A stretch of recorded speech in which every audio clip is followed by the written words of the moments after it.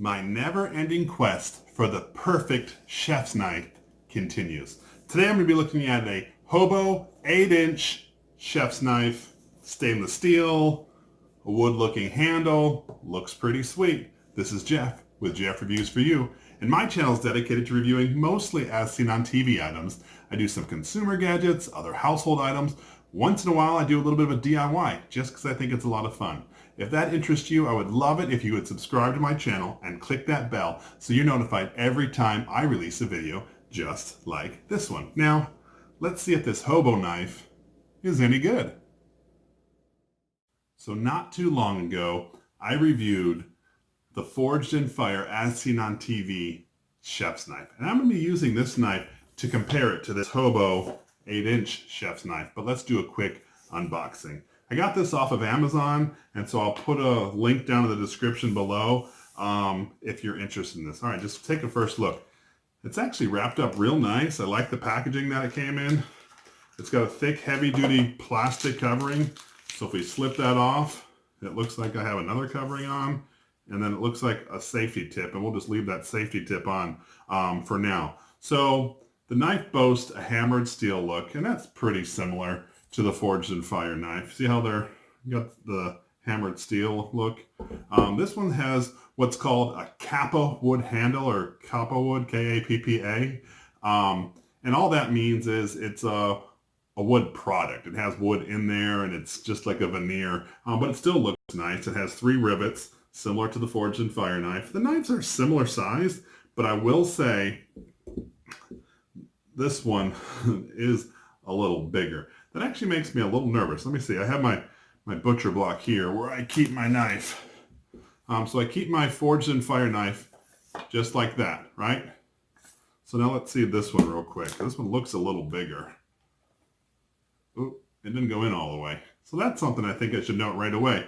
It's a little bigger than some knives, so it may not fit in your butcher block. But today what we're going to do is we're going to put this to the test. I'm going to compare it to the Forged in Fire knife. So any test of a good knife is seeing if it can slice through some paper. All right, so let's see what we got here. I just got an ordinary sheet of paper. I'm going to cut away from myself. Let's see what we got. Ooh, that was pretty good. Popped it right off. Let's see what the Forged in Fire knife does. A nice even size. Let's see. Now I have used this one longer, but let's see anyway. Ready? Ooh, pretty impressive.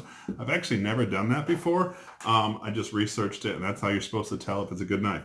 Anyway, so today we're going to cut through some, let's see, we have some olives, we have some peppers, we have some celery, we have some apples. So we're going to put these to the test to see which one's better. If you remember, the Forged in Fire knife came with a little tiny paring knife, and it was about $30 for the two, whereas this Hobo knife here is about 22 bucks just for the single knife. So depending on what you're looking for. Let's put it to some test, and then we'll come back and do a final review. So I want to check to see how this thing does on some vegetables. It's supposed to be, look at, pretty sharp.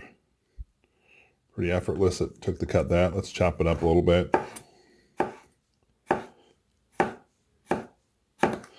Not bad there. Let's try some celery. Celery is always easy to cut. Let's see. Oh yeah. The weight of the blade is really helpful. Let's see if we can get a really thin slice. That's pretty thin. What do you say? You can almost see through it. It's funny. All right, let's cut this olive up real quick. Get a couple thin slices. It's really effortless. I know you probably would never cut an olive like this, but it's still pretty effortless. All right, well, so those all did a pretty good job. Something a little more practical. All right, an apple. Let's see, we'll get a nice thin slice down. It's not bad. You know what? I'm pretty impressed with it. Let's see how the Forged in Fire knife does.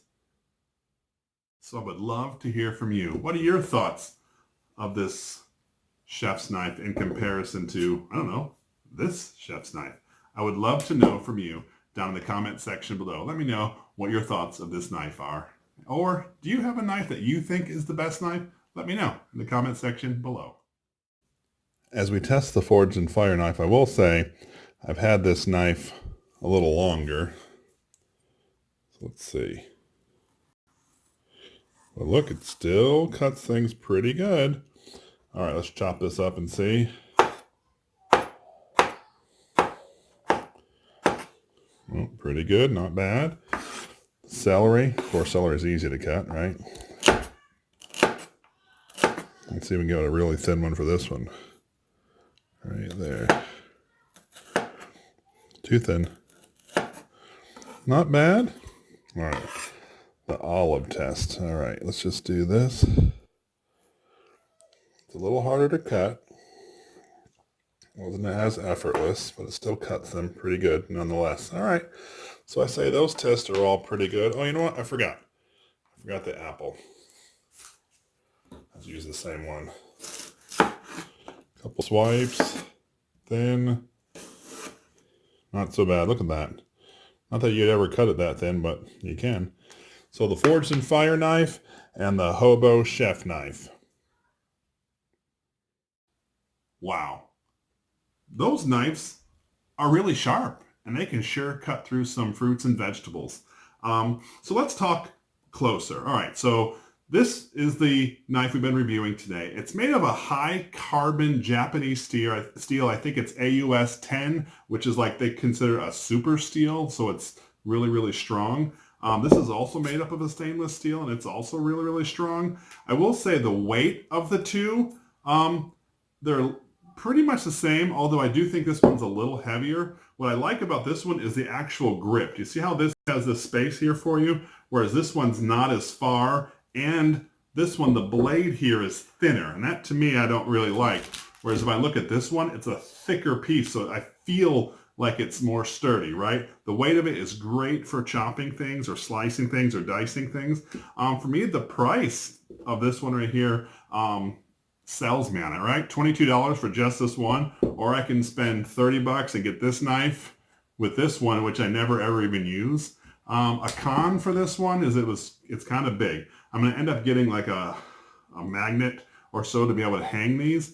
But as I'm looking, if I say buy or deny on this, I would say I would do this one as a buy. It's a pretty good product. It's heavy duty.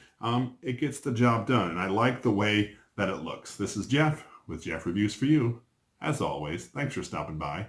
Have a great day. Thanks for sticking around for my entire review of the Forged in Fire versus Hobo 8-inch chef knife. As you can see, I liked them both, and just depending on your preference, if you want that other little knife, I'd say they're both a great deal, and I think you'd like them both. Anyway, recently I did a review of the interior electric smokeless grill. It's an as seen on TV product. I'm going to link it right up here. I would love it if you would go and check it out and click on this link right up here. I'll see you over there.